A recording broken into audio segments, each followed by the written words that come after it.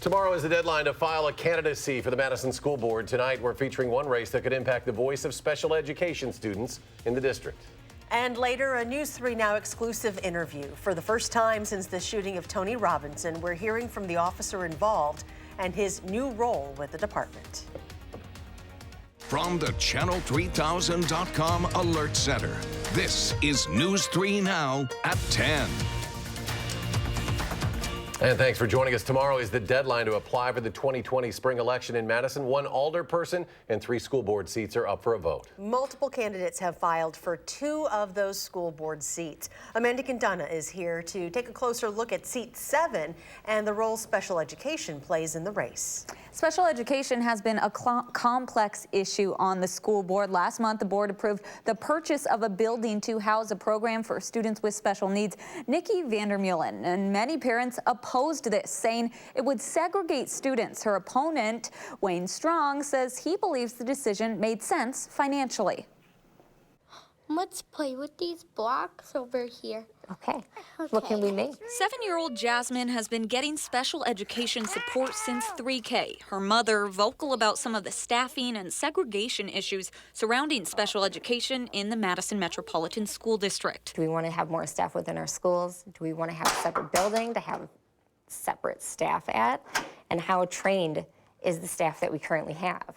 A lot of times I see problems with the training of the current staff that we have, which is why we have so many problems right now. As the spring 2020 election season begins, these issues are at the forefront for her. We need a voice at that school board level, because otherwise we're going to lose our voice altogether. For 3 years, Nikki Vandermeulen has been that voice, the first person with autism on a school board across the U.S. I'm definitely the biggest disability advocate on the board, it's safe to say.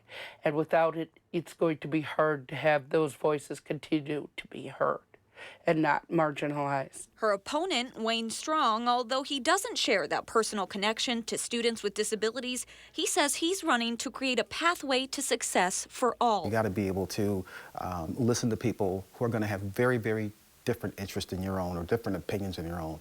And I'm prepared to do that right now. For Strong, the most pressing issues with the achievement gap involve race. And now we have not only huge disparities in terms of education and kids not achieving there, but now we've got this huge disparity in terms of arrest rates and incarceration. So it leads to a whole host of other social problems that I think that we can fix at the educational level. Strong says a lot of students with special needs are minorities. Vandermeulen has seen that too. Individuals who are faring worst in our school are black and brown students with disabilities.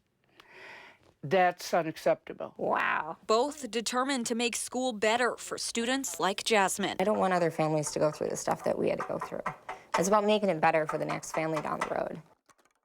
Strong has run for school board 2 times and lost in the past. Right now, the clerk's office shows for seat 2 on the school board, the incumbent will be running unopposed, and seat 6 shows 4 new candidates running. Of course, some others might join the race by tomorrow. The election is April 7th. An active search tonight for a man wanted in connection to a homicide over the weekend in Janesville. He's been identified as Corvo Weaver. Authorities say they have not had any contact with him yet. They say he could be a danger to the public. Police responded to a call for shots fired early Sunday following an argument at a house party that happened on West Racine Street. After arguing inside, both the victim and the suspect went outside where the argument escalated.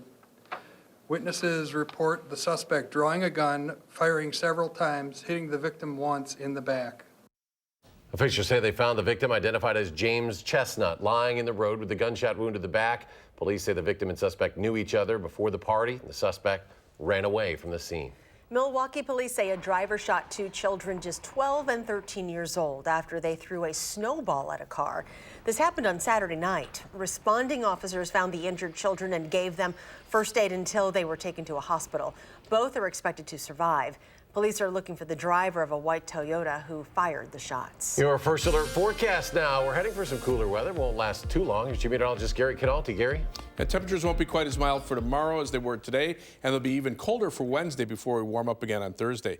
Time lapse to the Queen Bee Radio Skycam in Platteville. You can see the sunshine that they had for much of the day in southwestern Wisconsin before clouds moved in. And now you can see on Doppler track there are some flurries, a lot of that in Wisconsin not reaching the ground. Most of the flurries that are reaching the ground are in Iowa. Otherwise, high-resolution Doppler radar shows the precipitation, if it's falling at all, very light. High temperatures today were pretty mild. Madison, Janesville topped out at 43. Even Camp Douglas was as warm as 41. Temperatures right now are in the lower to middle 30s. It's 35 right now in Madison. By tomorrow morning, temperatures will be in the upper 20s. Look for flurries to end. Skies will turn partly sunny. Tomorrow's high temperature will reach 35, but will be even colder for Wednesday. I'll tell you how cold in just a few minutes. New at 10, Dane County leaders are asking for recommendations on the best ways to improve mental health services. Tonight, the Behavioral and Mental Health Subcommittee invited the public to weigh in on how to address gaps in services for youth and adults.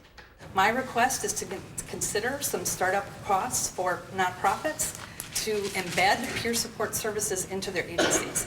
It turns out that when you ask people what was most valuable in their recovery, they tell us that peer support is #1. So the training component is something that we really need to focus on. How can we train the staff that's going to be working with them? What is the information that we sharing with our young people? Because our young people are dealing with so many different issues right now. $2 million in new mental health funding in the 2020 budget will help address the gaps through the C.J. Tubbs Fund for Hope, Healing, and Recovery, as well as community centers. Amazon is giving us more information tonight about its massive project in Beloit. The company says it will hire 500 people to work there to fill the 1 million square foot distribution center. Pay will start at $15 an hour and will also offer 401ks, health care, up to 20 weeks paid paternal leave, and tuition reimbursement. Amazon wants to be operational by this year's holiday season. Republican lawmakers are trying to make English the official language of Wisconsin once again. Several senators want to declare an official language and require all state and local governments to write their documents in English. The senators say English proficiency is vital to American society. The same bill was proposed in the state assembly back in 2013. Madison police have arrested 4 teens after catching them in a stolen SUV. This was yesterday afternoon, all caught on camera. The teens stopped at this red light at Royman Road in McKenna. When several squad cars pulled up, officers drew their weapons. According to an incident report, the car was seen by police speeding on the West Beltline Highway. 2 13-year-olds, a 14-year-old, and 15-year-old were in that vehicle. In Waukesha tonight, police say they have made an arrest in connection to a bomb threat at the county courthouse. Law enforcement was looking for a person of interest today. The sheriff says an anonymous person called a Milwaukee TV station to say 5 bombs were going to detonate this morning. Dispatchers got a similar call moments later. After closing and searching the courthouse, no bombs were found. Madison Police Department is incorporating a new, unique kind of tactical training for its officers, meditation. But some don't need science to know the practice's benefits. Madeline O'Neill shares the powerful stories of 2 people on opposite sides of a tragedy, sharing the same strategy of healing. Well, full disclosure, I began this story interested in the meditation research being done with law enforcement agencies in our area. But along the way, I uncovered layer after unexpected layer, exposing the true power of meditation and how it can help the Madison Police Department and maybe all of us moving forward. Every day presents new challenges and new encounters. A day in the life of a police officer is constantly moving. Run, everybody! I was expecting highs and lows. Well, that's pretty much what this job is going to entail. Finding a sense of balance along the way can mean finding stillness. It just kind of gives me a sense of relaxation. All right. That's what these new Madison police recruits are learning before making it to patrol. The feeling of the air moving in. As the department offers a new, unique sort of training for police. We can always return and regulate ourselves using our breath. As soon as the dust settles from the highly traumatic call, what is available to you? Expand your attention. After a work injury left him unable to work out 10 years ago. Feel the floor beneath your feet. Officer Matt Kenny found a way to exercise his mind. One thing that I could do, though, is I could meditate. Kenny now teaches that mindfulness. Gently return your attention back to help new officers cope with the stress of call after call. Just take a breath, down-regulate, take another breath, and then continue on. Shot fired. Some calls are harder to move on from than others. 1247, copy, shot fired. In 2015, Kenny responded to a home on Willie Street that ended with him shooting and killing 19-year-old Tony Robinson. The young man wasn't armed. That led to multiple protests against Kenny and his department. This decision is based on the facts as they have been investigated. Then more when the district attorney ruled the fatal shooting was lawful, clearing Kenny of wrongdoing, and more marches on anniversaries of Robinson's death. Occasionally people ask me, how am I still here? Well, this is how, this practice. And I want you to start breathing slowly. Meditation has become more than a practice for Kenny. And one of the things that we need to do is to be able to perform at our best at these critical incidents, but then for the sake of our families, our loved ones, and ourselves, we also need to be able to downregulate the inevitable stress that we're going to experience from these incidents. Okay, can't alter the past, but you can affect the future. I miss my son. I love my son. Tony Robinson's mother, Andrea Johnson, knows that all too well. You know, I can't go back. I can't change what happened. As a mother, you don't move on. I'd give anything, but that's not, you just can't go back. So let's begin by placing ourselves into But she's finding ways to move forward. It was after my son died. His mother stumbled upon meditation herself. My mind just stopped, and it was the most amazing feelings. Johnson says daily meditation helps slow her racing mind. active your breath on your body. It's better than any medications. And accept where she is and what she can't control. If I could not feel heartbreak, I wouldn't, but, I do, so. Because it's not about denying the heartbreak or the anger or the stress, but finding a way to live with it. Just acknowledge the things that are. Breathe out slowly. Robinson's family fought to keep the man who killed him off the force. Notice how gravity is. But Johnson is finding peace in letting go. I don't wish any bad on him. I forgave him a long time ago. She views the department's focus on meditation through a lens of hope. I hope that he's able to be at peace with himself so that these situations that have happened never happen again. Thoughts may arise, maybe thoughts about the future, memories of the past. Meditation may never bring the two together. Not trying to change anything. But it sets them both on a path toward peace. And move around a little bit, pull your shoulders. Transcending a line drawn in tragedy. I choose to leave the ugly where it is. And I'm gonna take everything that's positive, everything that we can learn from this, anything that's gonna make me a better person, and go forward with that. And I feel like that's how I honor my son. We should be performing this job to the best of our ability. I mean, the citizens expect it, and we owe it to them, and we owe it to ourselves. Hey, remember, prep and reset. You guys got this. It's not just recruits. Longtime Madison police officers have the ability to learn mindfulness as well. It really is a powerful tool that anyone can use. It's amazing to just see those two stories. Job well done. Thanks. Thank you. Still ahead tonight, days after a plane slides off a Wisconsin runway, we're getting a closer look at what it takes to keep them clear in the winter. That's next. For an accurate forecast you can trust, watch First Alert Weather.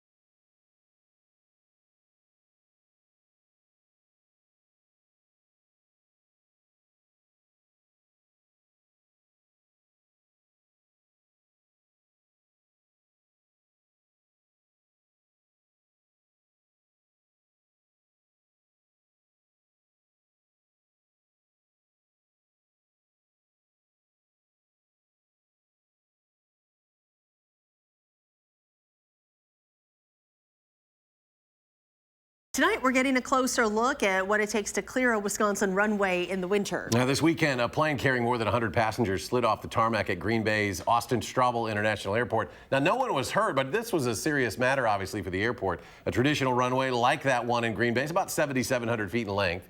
If they were to get an inch or two of snow, it would only take a half hour to clear it. Crews use a combination of massive plows, brooms, and snow blowers, unlike your typical highway department. We don't use brine or salt just because it is corrosive to aircraft, so we're limited in what we can use, which is why most of it is mechanical, and then a little bit of chemical with non-corrosive material. Close to 1,500 gallons of de-icer fluid is used every time the runways are cleared there at Austin Strombel Airport. Chief Meteorologist Gary Canalti joins us now with a look at our forecast. That hasn't been a problem here, at least in the last couple of months. Yeah, we knock really on haven't wood. had very much in the way of snow, but that could change over the next week to 10 days. But as we take a look at high temperatures over the next 10 days, for the most part, they're going to be above normal. The average high temperature is at 26 degrees. Wednesday, we might be below normal with a high of 24. That'd be the first time since December 18th that we've seen below normal temperatures. But even as it cools off after a brief warm-up on Thursday, temperatures will stay above normal, but they will be closer to the freezing mark, and that could lead to some snow chances Friday night and Saturday night. And then maybe the best chance of snow will be in the Wednesday, Thursday time frame of next week. 8 to 14-day temperature outlook, putting Madison right in between two areas of below normal temperatures to our north and west with high probabilities there, and above normal temperatures to our south and east. And with an active storm track in between, above normal precipitation expected not only in Wisconsin, but through much of the country. Highest probabilities will be to the east and also right along the west coast. Now, the folks over at Climate Central have shown us what the temperatures have done over the last century as far as compared to average for the 20th century. You can see between the 1970s and the 2010s, the average temperatures in the United States have risen by about 1.3 degrees. But here in Madison, that rise has been even more. The average temperature in Madison in the 1970s was just above 45 degrees. Now it's close to 48 degrees. So that's a pretty significant warm up. And we've been seeing that this winter, especially once we got rid of the snow.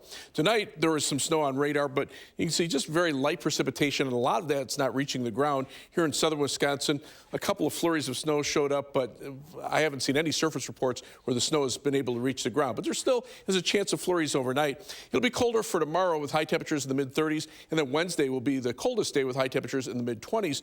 We'll warm up on Thursday, though, and it'll be windy with some rain developing. As we take a look at the time lapse from the WISC Skycam, lots of sunshine today until later in the afternoon. Then we started to see those clouds come in from the west. But notice how high they are. They're very high clouds, not seeing the puffy cumulus type clouds. So that's why the precipitation just is not reaching the ground. Live view from the Edgewater Skycam in downtown Madison. It's very quiet out there tonight. No flurries in Madison. High today 43, the low 25. That's about what our average high temperature should be this time of year. And right now we're at 35 degrees with cloudy skies. The winds out of the southwest at 3 miles per hour.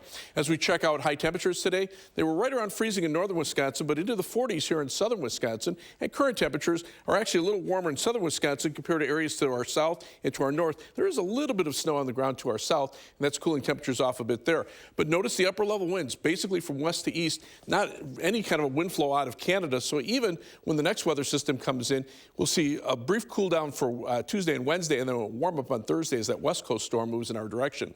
Mostly cloudy skies overnight, maybe a flurry, especially late tonight with a low of 28. Tomorrow, any lingering flurries will end early, then it'll turn breezy and not as mild with partly sunny skies, high temperature at 35. On future track, those temperatures drop into the upper 20s. Again, that flurry chance late tonight. Tomorrow, we'll see partly sunny skies, highs in the mid-30s. I don't think these flurries will materialize. The air is just too dry. Tomorrow night, we'll clear out, allowing temperatures to drop into the lower teens, and then highs on Wednesday only in the mid-20s. But those temperatures will start rising Wednesday night, and by Thursday, we'll be up into the mid-40s with some rain showers developing. After that, temperatures will be back in the 30s with some chances for snow Friday night into Saturday morning, Saturday night into Sunday morning, Monday afternoon and Monday night, and then probably the best chance late Wednesday into Thursday of next week. All right, we'll see what's going on, but even that little cold spell we have Wednesday, it's not lasting long. Yeah, until we get some snow on the ground, it'll be hard to keep temperatures really cold here for a while. All right, thank you. Thanks, Gary. Yanis and the Bucks facing some adversity on the road tonight. We'll see what they could do. Another game against San Antonio Spurs. The highlights next in sports.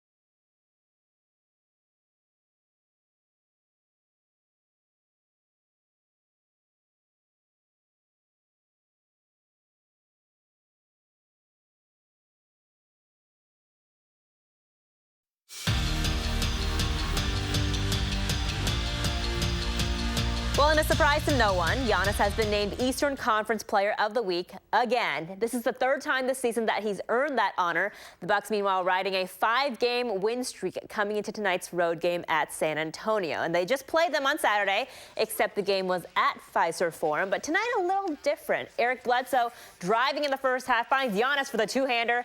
Bucks up 7. Yanis with 24 points and 12 rebounds in the game. A little later, Brooke Lopez with the ball being challenged by DeMar DeRozan. No big deal. Brooke hits the fadeaway jumper, but DeRozan fighting back and answers. That bucket was part of an 18-4 scoring run for the Spurs, and he put up a game-high 25 points. Bucks with a rare loss tonight.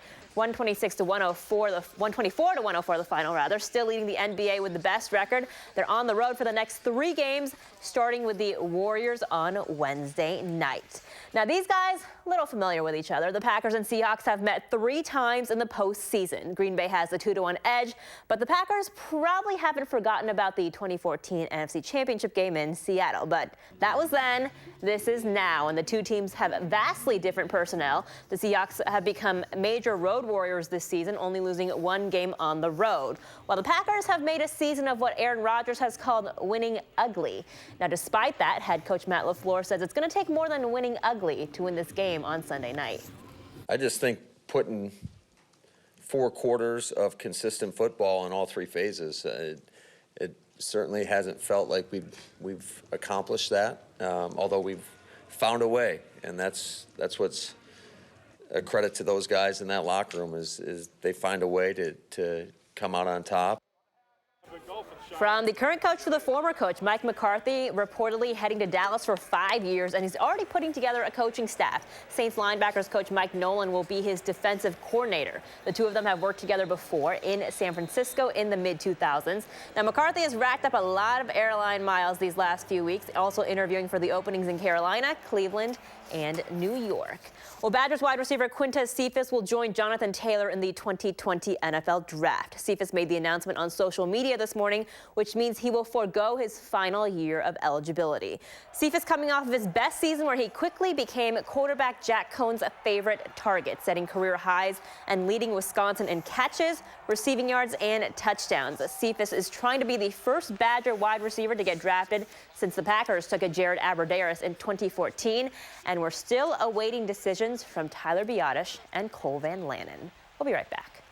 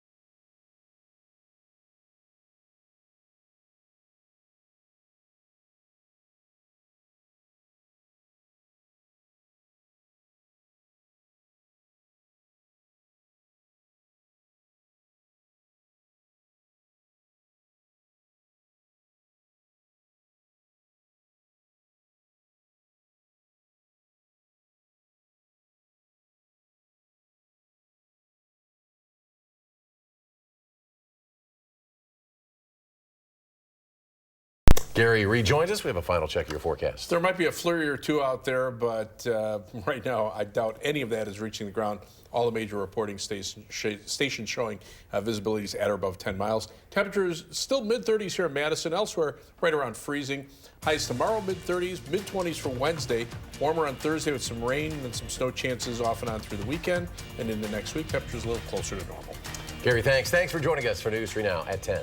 Do something good, and we'll see you back here tomorrow. Now.